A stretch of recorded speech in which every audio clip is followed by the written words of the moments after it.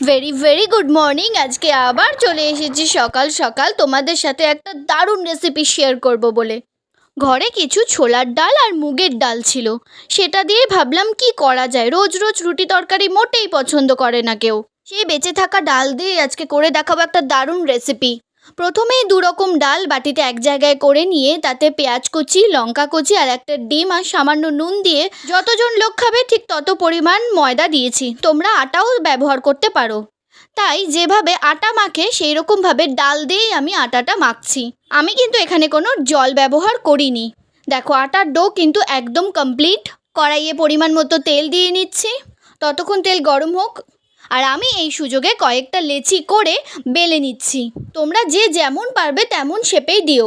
আমি এখানে লুচি শেপ করে বেশ বড় বড় করে বেলে নিচ্ছি। অবশ্যই বাড়িতে একবার ট্রাই করে দেখবে, তখন আর বেঁচে থাকা ডাল কখনোই ফেলা যাবে না।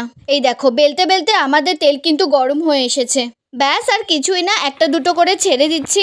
বাড়িতে এমন অনেক সময় কিছু খাবার বেঁচে যাওয়া থাকে, সেটা নিয়ে আমাদের অনেক মাথায় চিন্তা থাকে যে এটা দিয়ে আমরা কি করব। এর আগেও আমি একটা পান্তা ভাতের রেসিপি দেখিয়েছিলাম তোমাদেরকে, একটা দারুণ রেসিপি। তোমরা যদি না দেখে থাকো প্লিজ কমেন্ট বক্সে লিংক দিয়ে দিচ্ছি, অবশ্যই গিয়ে দেখে আসবে। আমাদের চ্যানেলে কিন্তু এরকম দুর্দান্ত রেসিপি প্রায়ই দেখানো হয়। তোমরা যারা নতুন অবশ্যই চ্যানেলটা সাবস্ক্রাইব করে দাও আর বেল আইকনটা প্রেস করে দাও, যাতে এরকম দুর্দান্ত রান্না আবার পাও। আর ভালো লাগলে রান্নাটা অবশ্যই একটা লাইক করে দিও। দেখো আমার লুচি ভাজা কিন্তু প্রায় রেডি। কোনো রকম তরকারি লাগবে না, শুধুই বাচ্চারা খেয়ে নেবে। এই লুচি খেতে এত সুস্বাদু হবে, মা বোনেদের তরকারি করার ঝামেলা থেকে একদম মুক্তি। আমাদের কিন্তু একটা ফেসবুক পেজও আছে, প্লিজ তোমরা গিয়ে একটা লাইক কমেন্ট করে এসো। আর প্লিজ আমাদেরকে ফলো করো। এই চ্যানেলে কিন্তু ঘরোয়া উপায়ে একদম ঘরোয়া উপকরণ দিয়েই সমস্ত রান্না শেখানো হয়।